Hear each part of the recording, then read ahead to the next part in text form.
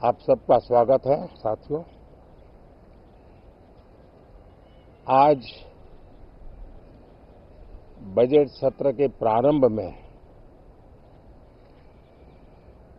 मैं समृद्धि की देवी मां लक्ष्मी को प्रणाम करता हूं।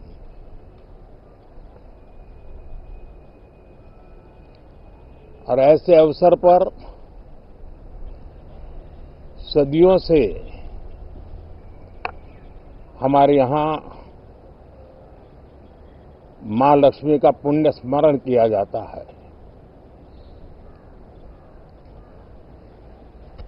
सिद्धि बुद्धि प्रदे देवी, सिद्धि बुद्धि प्रदे देवी, भुक्ति मुक्ति प्रदायिनी, भुक्ति मुक्ति प्रदायिनी, मंत्र मूर्ते सदा देवी, मंत्र मूर्ते सदा देवी, महालक्ष्मी नमोस्तुते, महालक्ष्मी नमोस्तुते। मां लक्ष्मी हमें सिद्धि और विवेक देती है,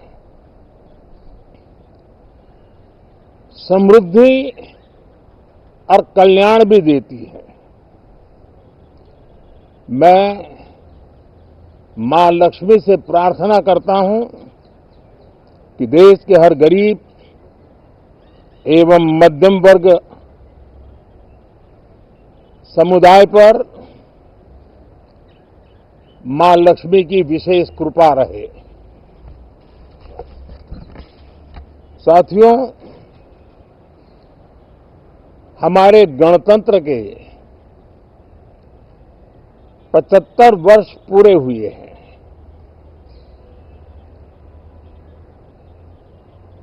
और ये हर देशवासी के लिए सर्वाधिक गौरवपूर्ण है और विश्व के लोकतांत्रिक जगत के लिए भी भारत का ये सामर्थ्य अपनी एक विशेष स्थान बनाता है। साथियों, ये देश की जनता ने मुझे तीसरी बार ये दायित्व दिया है और इस तीसरे कार्यकाल का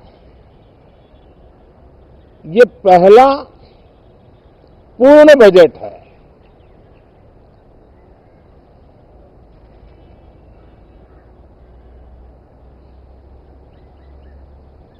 और मैं विश्वास से कह सकता हूं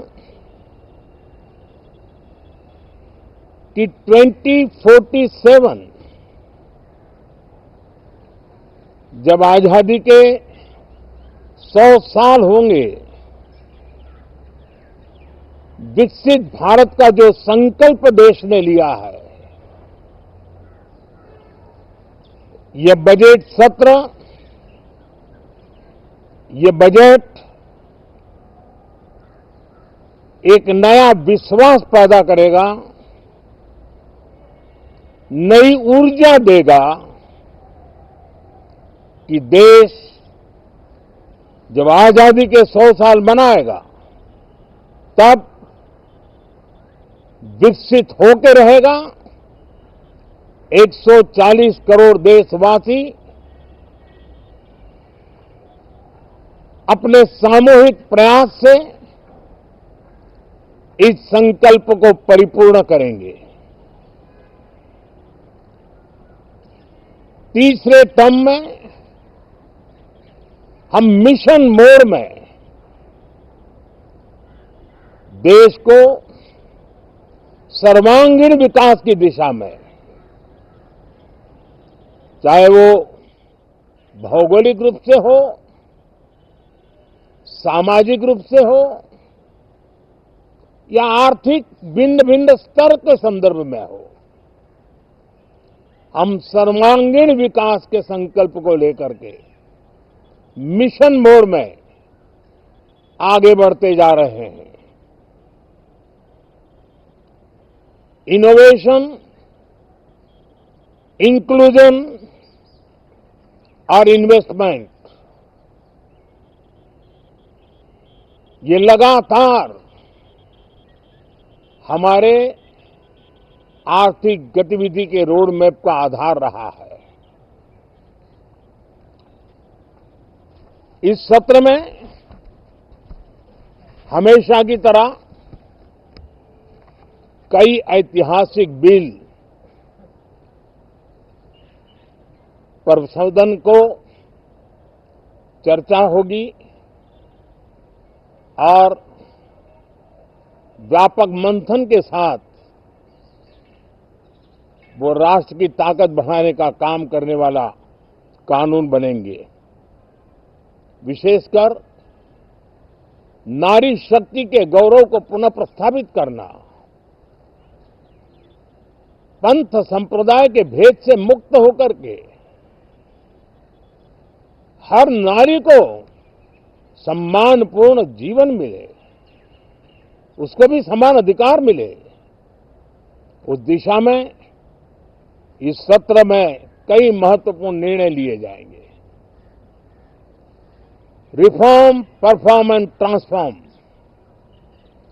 जब विकास की तेज गति को प्राप्त करना होता है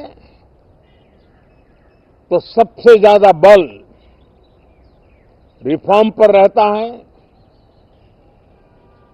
राज्य और केंद्र सरकार ने मिलकर के परफॉर्म करना होता है और जन भागीदारी से हम ट्रांसफॉर्मेशन देख सकते हैं। हमारा युवा देश है, युवा शक्ति है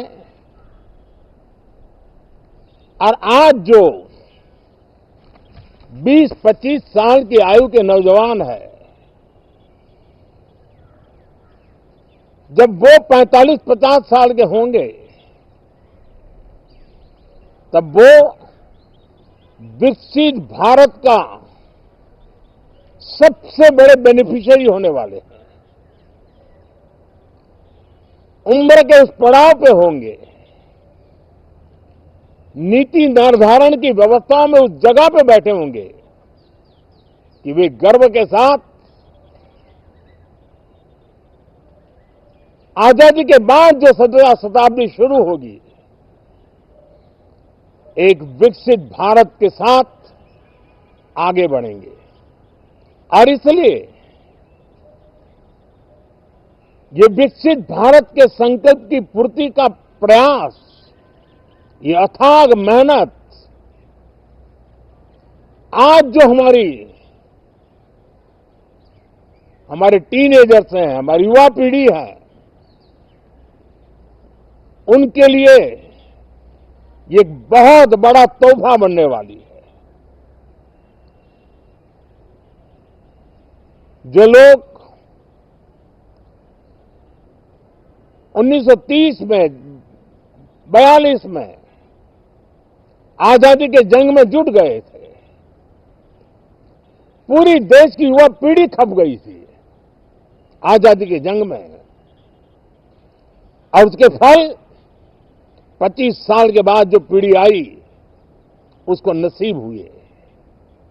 उस जंग में जो नौजवान थे उनको नसीब हुए। आजादी के पूर्व के वो 25 साल आजादी के जश्न मनाने का अवसर बना। वैसे ही ये 25 वर्ष समृद्ध भारत, विकसित भारत, ये संकल्प से सिद्धि और सिद्धि से शिखर तक पहुंचने का देशवासियों का इरादा। और इसलिए बजट सत्र में सभी सांसद विकसित भारत को मजबूती देने के लिए अपना योगदान देंगे। विशेष करके जो युवा सांसद है उनके लिए तो सुनहरा अवसर है। क्योंकि वो आज सदन में जितनी जागरूकता, जितनी भागीदारी बढ़ाएंगे और विकसित भारत के जो फल है वो तो उनकी नजर के सामने देखने को मिलने वाले हैं। और इसलिए युवा सांसदों के लिए एक अनमोल अवसर है। साथियों, मैं आशा करता हूं कि हम देश की आशा आकांक्षाओं के इस बजट सत्र में खरे उतरेंगे।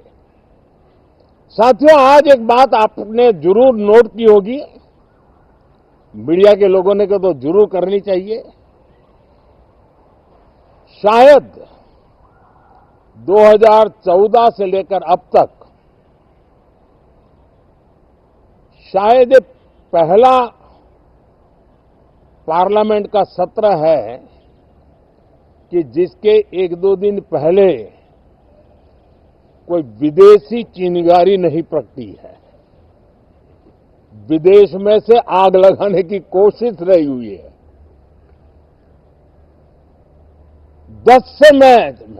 10 साल से यानी 14 से देख रहा हूं, हर सत्र के पहले शरारत करने के लिए लोग तैयार बैठते थे और यहां उसको हवा देने वालों की कोई कमी नहीं है।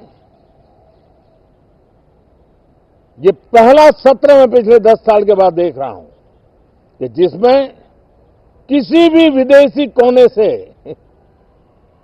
कोई चिंगारी नहीं हुई। साथियों, बहुत बहुत धन्यवाद।